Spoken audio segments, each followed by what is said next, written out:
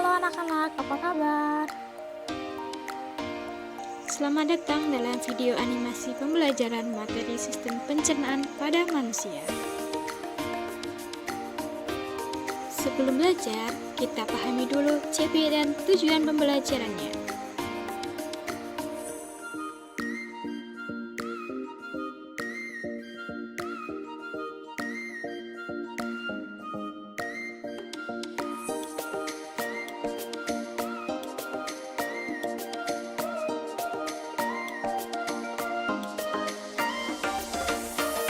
Ada yang tahu itu gambar apa? Ya, itu gambar sistem pencernaan pada manusia. Hari ini kita akan belajar tentang sistem pencernaan pada manusia. Sebelum kita memulai pembelajaran, Ibu ingin bertanya, apakah makanan favorit anak-anak Ibu semua? Apakah sate ayam, salad sayur, buah-buahan, atau ayam geprek? Apa yang terjadi pada makanan setelah masuk dalam tubuh? Di dalam tubuh, makanan akan diolah oleh organ pencernaan. Bagaimanakah proses pencernaan pada manusia? Mari kita simak penjelasannya. Sistem pencernaan adalah proses yang dilakukan oleh sistem organ pencernaan untuk mengolah makanan, agar setiap nutrisinya diserap oleh tubuh dan diubah menjadi energi. Adapun organ pencernaan pada manusia, yaitu ada mulut, kerongkongan, lambung, usus halus, usus besar, dan anus. Yang pertama, ada mulut. Di dalam mulut terdapat berbagai alat yang membantu dalam proses pencernaan. Makanan yang di dalam mulut akan dikunyah menjadi bagian yang kecil sehingga akan memudahkan proses penyerapan nutrisi. Di dalam rongga mulut terdapat gigi, lidah, dan air liur yang membantu dalam proses pencernaan. Gigi terdiri dari 3 bagian, yaitu gigi sari, gigi taring, dan gigi geraham. Gigi sari berbentuk seperti pahat yang berfungsi untuk memotong dan menggigit makanan. Gigi taring berbentuk seperti taring, berfungsi untuk merobek dan mengoyak makanan. Gigi geraham berbentuk besar dan lebar, berfungsi untuk menggilas makanan. Lidah adalah organ yang memiliki fungsi sebagai pengaduk makanan yang terdapat pada rongga mulut, serta lidah tersusun dari otot, sehingga dapat mendorong saat menelan makanan. Lidah juga sebagai alat perasa loh, yaitu ada rasa asin, asam, manis, dan pahit. Di dalam kelenjar ludah terdapat air liur, di mana air liur membantu proses pencernaan dengan membasahi makanan, sehingga makanan akan lebih mudah dikunyah dan ditelan. Setelah makanan dilumatkan secara mekanis oleh gigi, air ludah berperan secara kimiawi dalam proses membasahi dan membuat makanan menjadi lembek agar mudah ditelan. Setelah dikunyah, makanan kemudian ditelan dan masuk dalam kerongkongan. Kerongkongan adalah saluran yang menghubungkan antara rongga mulut dan lambung. Makanan dapat terdorong ke lambung karena adanya gerakan dari kerongkongan yang disebut dengan gerakan peristaltik. Gerakan peristaltik adalah gerakan otot yang terjadi secara berulang di dinding saluran pencernaan untuk membantu mendorong makanan dari mulut hingga ke anus. Setelah melewati kerongkongan, akhirnya makanan sampai di lambung.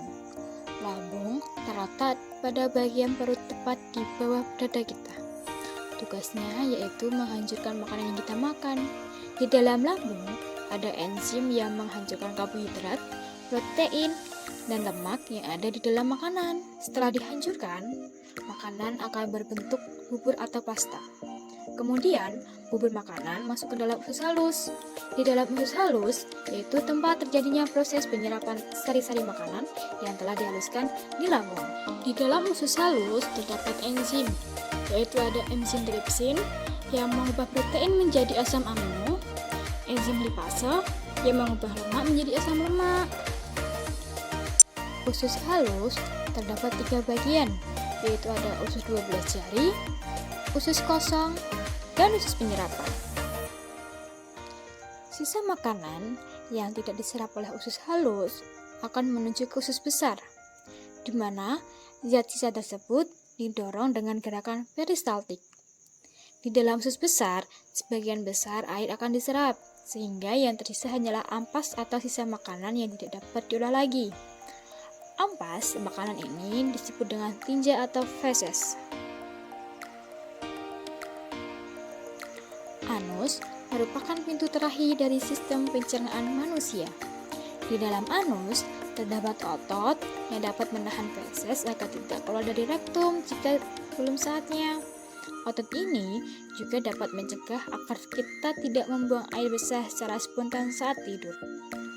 Setelah mempelajari proses pencernaan pada manusia, sekarang kita akan membahas tentang gangguan pada sistem pencernaan. Gangguan pada sistem pencernaan terdapat 3, yaitu ada diare, MAH, dan sembelit. Diare adalah gangguan pencernaan yang ditandai dengan peningkatan buang air besar atau BAB lebih dari 3 kali dalam sehari. Gangguan ini bisa disebabkan karena banyak hal, seperti infeksi virus atau bakteri, dan adanya perubahan pola makan. Gejala yang muncul saat seseorang mengalami diare antara lain terang perut, kembung, dan mual. Adapun cara mengatasi diare, yaitu dengan mengonsumsi banyak cairan, makan makanan yang mengandung serat, dan mengonsumsi obat anti diare. Gangguan selanjutnya yaitu MAH. MAH memiliki nama lain yaitu tukak lambung.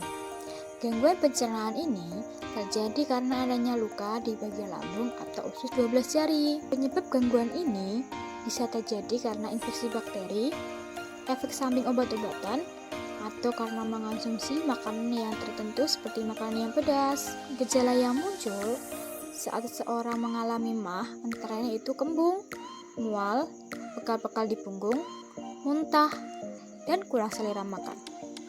Cara mengatasi MAH adalah dengan minum obat MAH, hindari makanan pedas dan berlemak, dan juga banyak minum air putih. Sembelit adalah gangguan pencernaan karena adanya perubahan frekuensi BAB yang lebih jarang dan disertai dengan kesulitan BAB.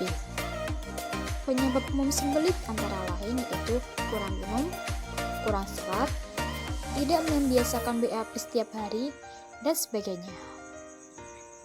Cara mengatasi sembelit adalah dengan minum lebih banyak air, lebih banyak olahraga, dan makan makanan yang berserat.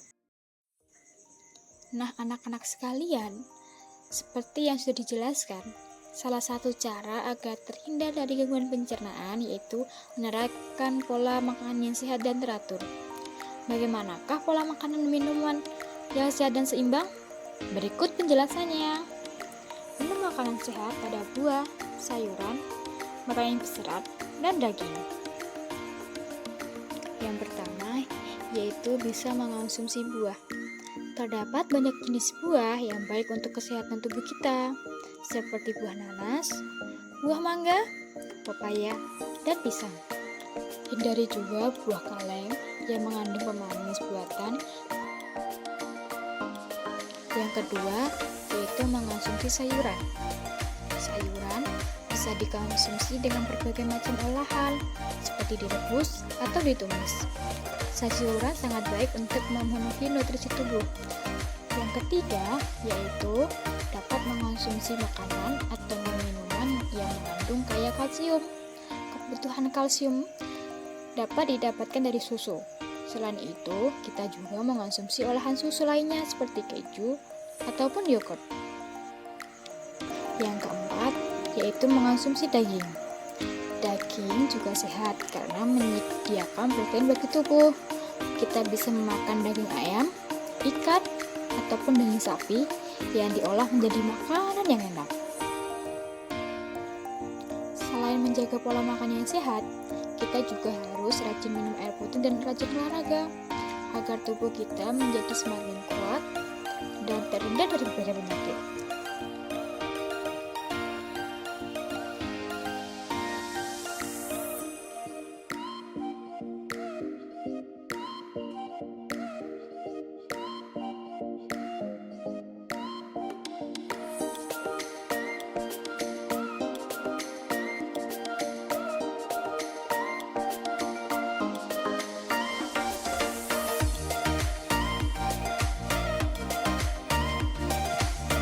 Halo anak-anak, sampai di sini perjumpaan kita dan sampai jumpa lagi dalam video pembelajaran selanjutnya.